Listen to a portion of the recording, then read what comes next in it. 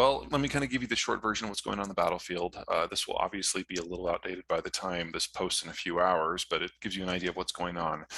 There are three major thrusts. The Russians and the Belarusians. Belarus, by the way, no longer exists as a country. It has now been sublimated into Russia.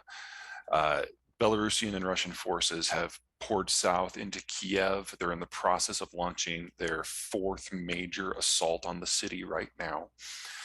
There is a second push that is in the east, going into the city of Krakow. Krakow is a Russian ethnic population, Russian speaker city that has now been under regular shelling for the last 12 hours. The Russians apparently have gotten frustrated that they just couldn't just go in there and have everyone join them, so they're leveling it. Yeah, it's awful. And then there's a third front in the south where forces from Crimea and forces from the secessionist enclaves in the southeast are joining together at Mariupol. That'll provide a land bridge for Russian forces all the way to Crimea, and then they can push very hard for the commercial capital of Odessa. With the fog of war and everything, it's really hard to say who's going to be successful when, but I would expect that third front to be the most important one for the next few days. Mariupol can't hold out much longer, and after that, all the forces that were dedicated to that will be able to pour towards Odessa, and Odessa doesn't have nearly the capacity to resist that Kiev and Krakow have.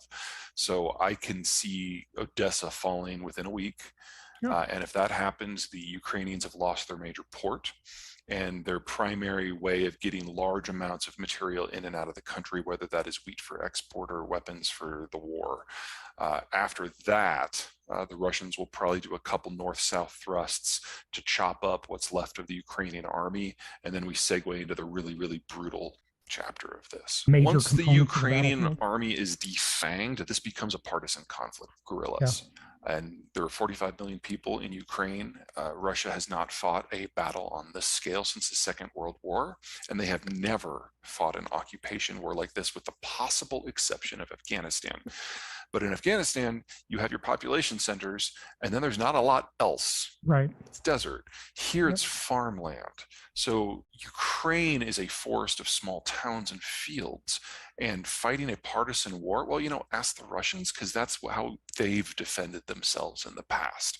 So this is going to be a million plus, probably 2 million plus Russian troop occupation in an attempt to pacify this country. And it is going to be long, and it's going to be brutal, and it's going to be bloody. Let me give you the Russian case. I mean, obviously, ethically and morally, there's nothing that the Russians are doing that is, beyond a, to be perfectly blunt, that argument's bullshit.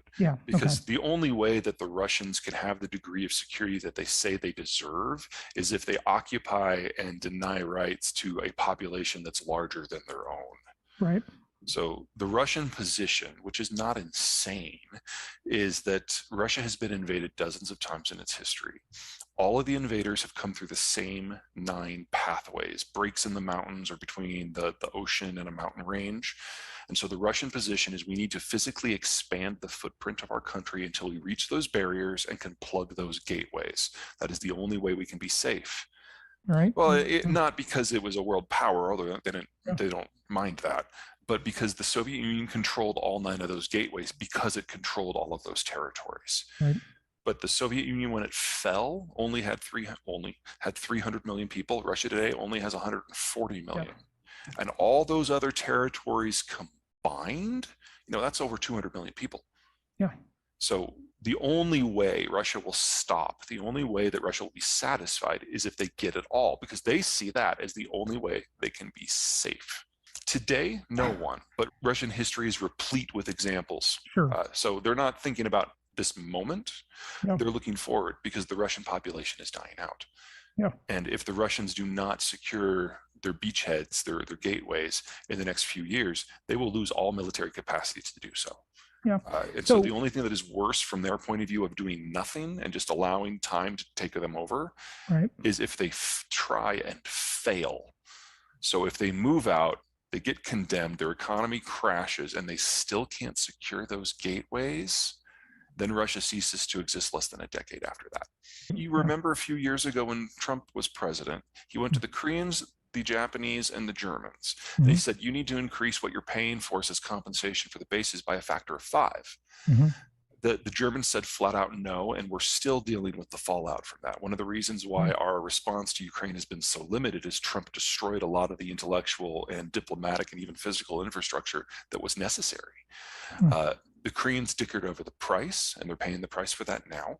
The Japanese tipped us. And so Japan is in with the United States almost as if it was American territory. And if this war had happened 5 years ago, Japan would not be participating in the sanctions. Instead, they were the third country to sign up. They've realized what they need to do in the long run. They've found a security sponsor. They're paying us to remain interested. Well, Ukraine controls 1.5 of those gateways.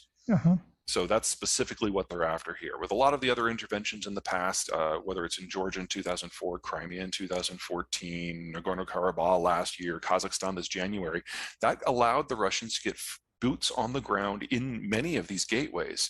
If they capture Ukraine in its total, they will now, or would, have access to 7 of them. You're getting pretty close to what they consider success. Yeah, I mean, none of the sanctions that are in place are enough to whap the Russians up the side of the head and give a second thought. But I am quite pleased that the West is not dead.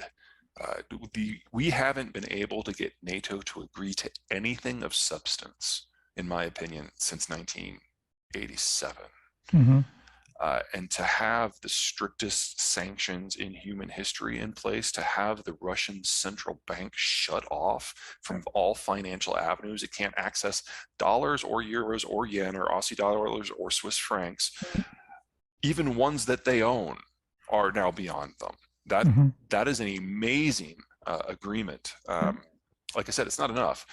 The only sanction that the Europeans might have been able to do that would have made Putin blink heavily would have been just to say we will never buy any Russian oil and natural gas ever again. Could they even do that though? Not without a lot of pain. Yeah. The Russians, based on which country you're talking, on average, it's 40% of their energy needs. And so if you were to get by without 40% of the energy you needed for the next year, your life would look very, very different. So I understand why the Europeans are trying to have their cake and eat it too, but it's not going to last. There is no way you have a war in a country as large as Ukraine, with as much infrastructure as Ukraine, and with the tactics that the Russians are going to have to use, and that energy is still going to flow. So one way or another this year, probably in the next few weeks, those energy flows are going to shut off anyway. That's not how they think of things. Russians pride themselves to a degree on privation, and the sort of people who would push back against the government are the kind that are eating the imported cheese. They're not the kind of people that are going to pick up a soldier and march, or pick up a weapon and march on Red Square.